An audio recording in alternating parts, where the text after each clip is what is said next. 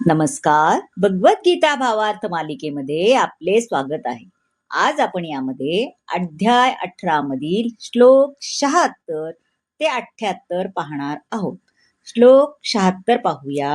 राजन् संस्मृत्य संस्मृत्य संवादमिम अद्भुतम् केशवार्जुनयो पुण्यं हृष्यामि च मुहुर्मुहुः. संस्मृत्यम म्हणजे स्मरण करून, हृष्यामी म्हणजे मी हर्षित होत आहे, मुहुमुहु म्हणजे पुन्हा पुन्हा. हे राजन, श्री कृष्ण आणि अर्जुन यांच्या या अद्भुत आणि पवित्र संवादाचे वारंवार स्मरण होऊन मला प्रतिक्षण पुन्हा पुन्हा हर्ष होत आहे.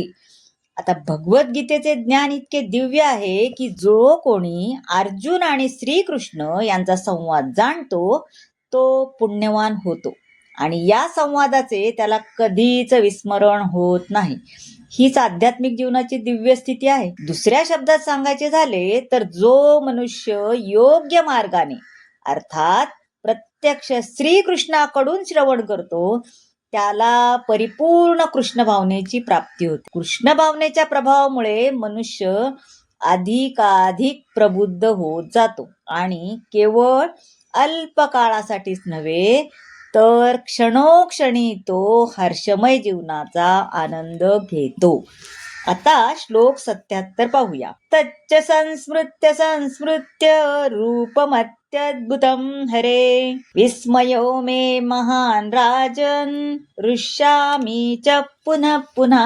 आता पुन्हा संस्मृत्यम म्हणजे स्मरण करून, हृष्यामि मी हर्षित होत आहे.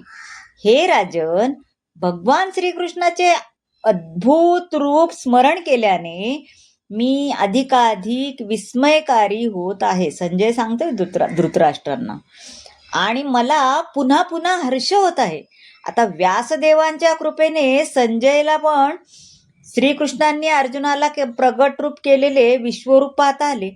असे म्हटले जाते की श्रीकृष्णांनी असे रूप पूर्वी कधीच प्रकट केले नव्हते. हे रूप केवळ अर्जुनालाच त्यांनी प्रकट करण्यात आले होते, पण तेव्हा काही महान भक्तही हे विश्वरूप पाहू शकले. त्यामध्ये व्यासदेव पण होते आणि व्यासदेवांनी ते आपला शिष्य संजयालाही प्रकट केले. त्याला त्या रूपाचे स्मरण होत आहे, त्यामुळं तो वारंवार हर्षित होत आहे. आता श्लोक 78 पाहूया. यत्र योगेश्वर कृष्णो यत्र पार्थो धनुर्धरा तत्र श्रीर्विजयो भूतिर् ध्रुवा नीतिर्मतिर्मम. यत्र म्हणजे जेथे, तत्र म्हणजे तेथे, भूती म्हणजे असामान्य सामर्थ्य, ध्रुवा म्हणजे निश्चितच, आणि मतिमम म्हणजे माझे मत. आता जेथे योगेश्वर कृष्ण आणि महाधनुर्धर अर्जुन आहेत तेथे निश्चितच ऐश्वर्य, विजय, असामान्य सामर्थ्य आणि नीती आहे. हे माझे मत आहे, असं कोण सांगतंय? संजयजी धृतराष्ट्रांना सांगत आहे.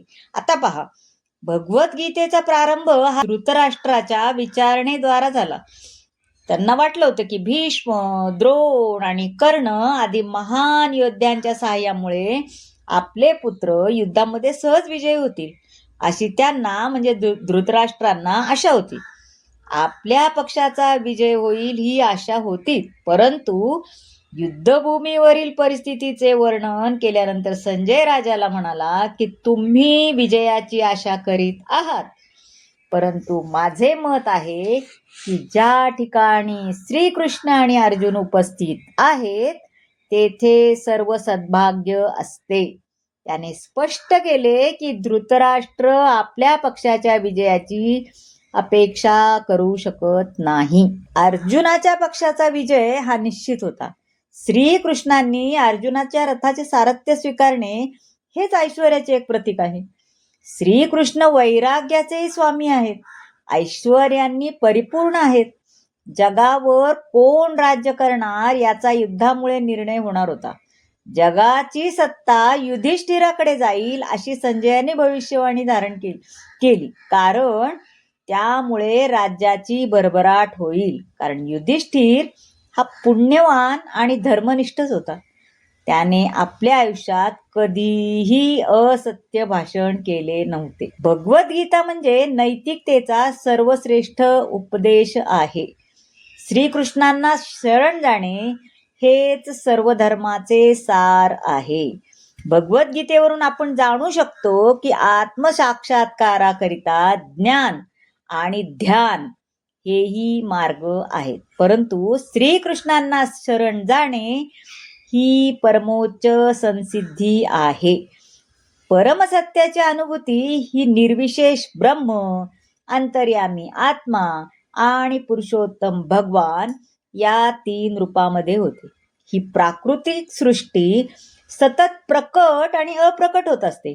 भगवद्गीतेमध्ये ईश्वर, प्रकृती, जीव, शाश्वत काळ आणि कर्म या 5 मुख्य विषयांची चर्चा केली आहे भगवद्गीतेमध्ये. आणि ही सर्व तत्वे भगवान श्रीकृष्णांच्या अधीन आहेत. वरकरणी जरी भगवान, जीव, भौतिक प्रकृती आणि काल हे भिन्न प्रतीत होत असले तरी यापैकी कोणतेही तत्व परमसत्यापासून अलग नाही. दुसऱ्या शब्दात सांगायचं तर जीव हे भगवंताच्या दोन्ही शक्तीच्या म्हणजे अंतरंगा शक्ती आणि बहिरंगा शक्ती यांच्यामध्ये स्थित आहेत.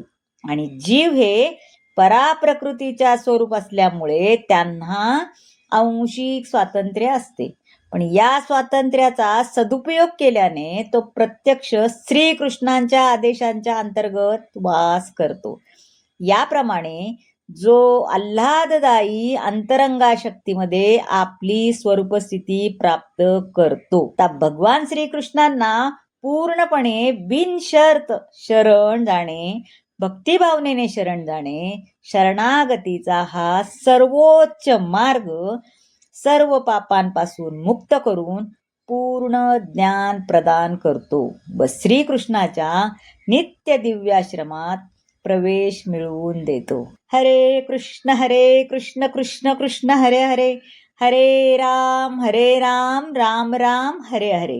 तर मंडळी, या प्रकारे भगवद्गीतेच्या मोक्ष संन्यास योग या 18व्या अध्यायावरील भक्तिवेदांत भावार्थ भाष्य संपन्न झाले.